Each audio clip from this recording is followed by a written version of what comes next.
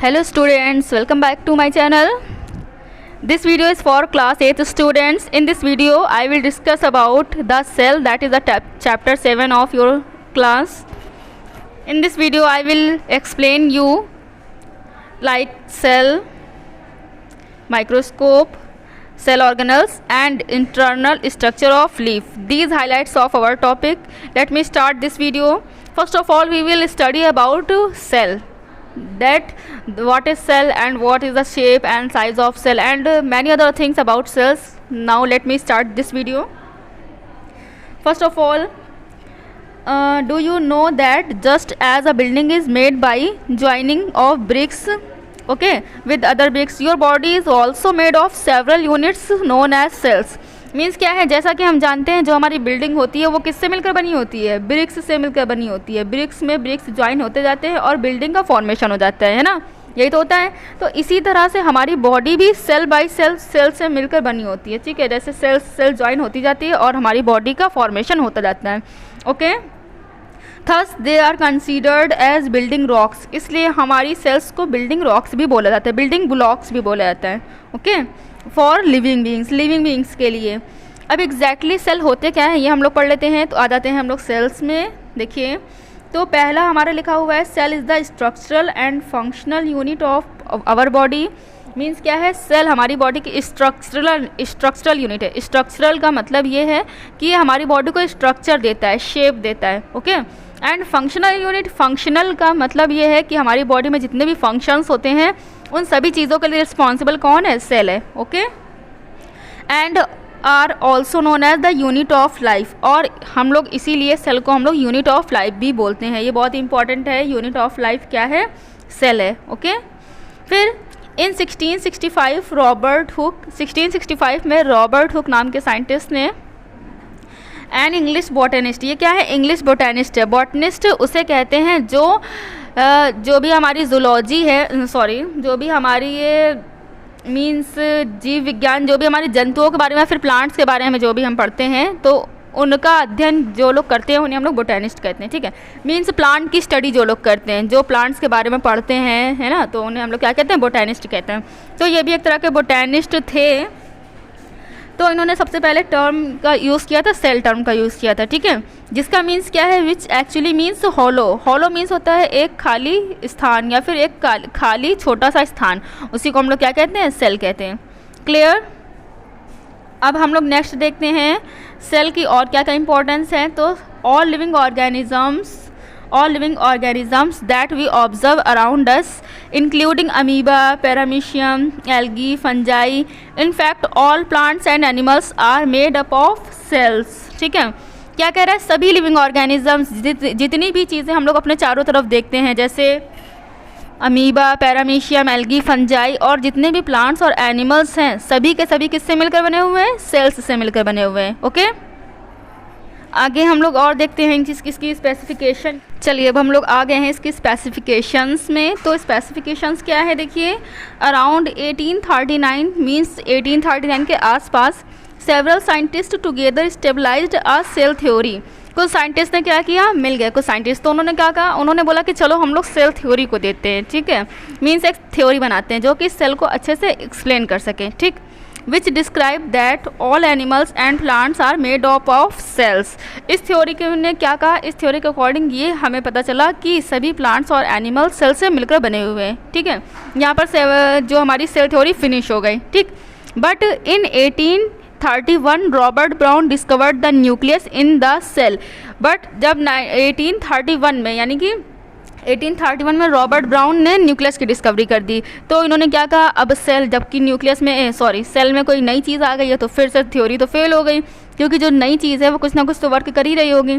तो इसलिए क्या हुआ, तो ये थ्योरी फेल हो गई. अब इस थ्योरी का क्या हुआ, अब दूसरी थ्योरी आई. ठीक है, दूसरी थ्योरी कब आई, ये देखिए, इन 1855, यानी कि 1855 में the cell theory was further modified. Cell theory को मॉडिफाइड कर दिया गया, मीन्स एकदम फिनिश नहीं किया गया, कुछ चीज़ों उसमें इंक्रीज़ कर दी गई और कुछ चीज़ें डिक्रीज़ कर दी गई. ठीक है, to an explanation that cell arises from pre existing cells. इस थ्योरी में उन्होंने एक चीज़ और क्या इंक्लूड कर दी, इन्होंने ये इंक्लूड कर दी कि सेल का फॉर्मेशन किससे होता है, जो न्यू सेल बन रही हैं उनका फॉर्मेशन पहले से ही प्रेजेंट सेल से होता है, ठीक है। मीन्स ये पहले से ओल्ड वाली सेल है और ये न्यू वाली सेल है। तो जो न्यू सेल है इसका फॉर्मेशन किससे हुआ है? ओल्ड सेल से ही हुआ है, ठीक है।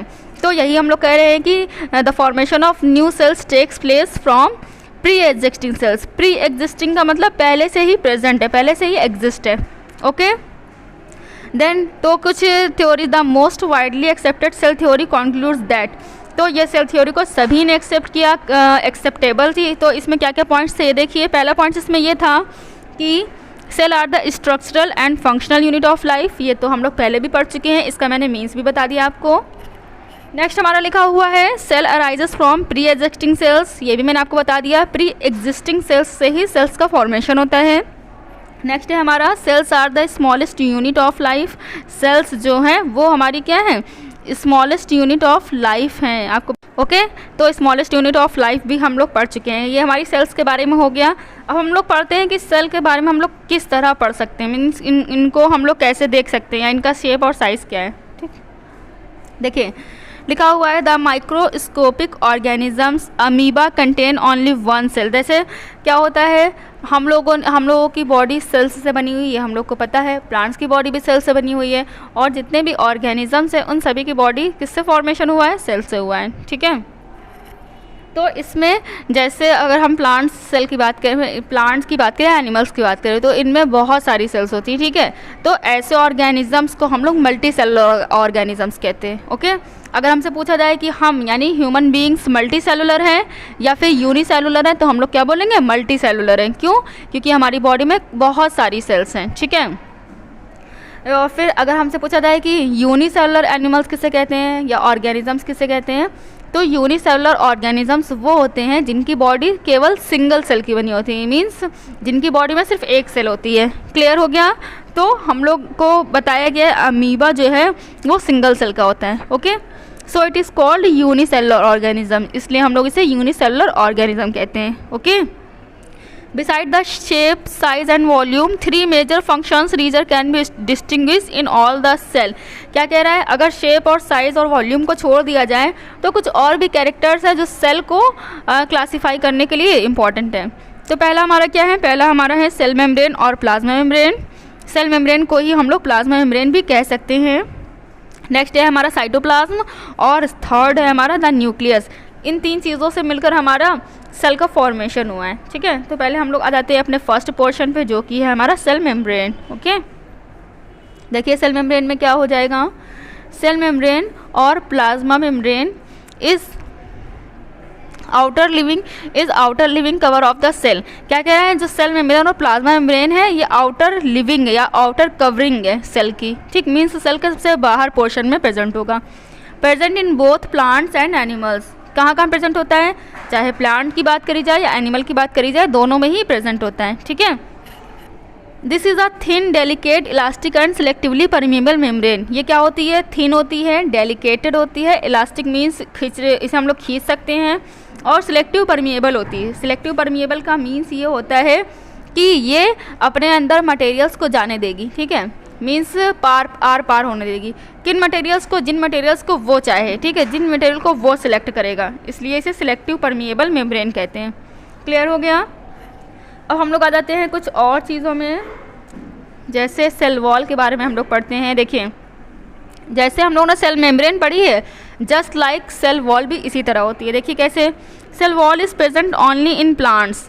अभी हम लोग सेल मेम्ब्रेन पढ़ कर आए हैं, उसमें ये लिखा था कि प्लांट और एनिमल बोथ दोनों में रहती है, लेकिन जो सेल वॉल है हमारा, इसकी स्पेसिफिकेशन ये है कि ये सिर्फ और सिर्फ प्लांट्स में पाई जाती है, ओके। किसमें? केवल और केवल प्लांट्स में। अगर कभी भी आपसे सेल वॉल पूछा जाए तो सिर्फ प्लांट में प्रेजेंट होती है। अब सेल वॉल है क्या? It is a rigid surrounds the plasma membrane. ये कैसी होगी? रिजिड होगी और प्लाज्मा मेम्ब्रेन को सराउंड करती होगी, मीन्स चारों तरफ होगी। Unlike the plasma membrane, it is a non-living structure made of cellulose। किसकी तरह? प्लाज्मा मेम्ब्रेन की तरह ये भी एक नॉन लिविंग स्ट्रक्चर है जो कि सेलुलोज की बनी होती है, ठीक है। Which give strength and rigidity, जो कि स्ट्रेंथ देती है और दृढ़ता, मतलब मजबूती और हार्ड, किसको? प्लांट सेल को। तो ये सारी चीज़ें हो गई इसके बारे में, सेल वॉल के बारे में। अब हम लोग आ जाते हैं अपने थर्ड पोर्शन पे, जो कि हमारा न्यूक्लियस। न्यूक्लियस को देखते हैं हम लोग। The nucleus is centrally located, जो हमारा न्यूक्लियस है वो सेल के सेंटर में प्रेजेंट होता है, and is major functional centre of the cell, और क्या है, मीन्स जितने भी फंक्शन होते हैं सेल के अंदर उन सब को कंट्रोल कौन करता है, न्यूक्लियस करता है। क्लियर। अब इसके शेप की बात कर लेते हैं, तो इसका शेप कैसा होता है, इट मे बी स्फेरिकल, या तो स्फेरिकल होगा और ओवल होगा, ओवल इन शेप, मीन्स या तो स्फेरिकल हो सकता है या फिर ओवल शेप हो सकता है। तो ये हम लोगों ने पढ़ लिया है न्यूक्लियस के बारे में। कुछ और फंक्शंस न्यूक्लियस के देखते हैं। The function of nucleus are to control all metabolic activities of the cell. इसका मेन वर्क क्या है, सेल के अंदर जितनी भी मेटाबॉलिक एक्टिविटीज़ होती हैं उन सभी को कंट्रोल करना इसका वर्क होता है। ओके। इसके अलावा क्या करता है, ये take part in cell division and transmit heredity characters from one generation to another generation या नेक्स्ट। ओके, ठीक है। तो क्या है, ये क्या करेगा, मेटाबॉलिक एक्टिविटीज़ को तो कंट्रोल करेगा ही करेगा, इसके अलावा ये सेल डिवीज़न में पार्टिसिपेट करता है और कैरेक्टर्स को जनरेशन टू जनरेशन आगे बढ़ाने का काम भी किसका है, न्यूक्लियस का है। क्लियर। तो आज का वीडियो हम लोग यहीं तक रखते हैं। हम लोग नेक्स्ट वीडियो में सेल ऑर्गेनल्स के बारे में पढ़ेंगे, जो कि बहुत इंपॉर्टेंट टॉपिक है।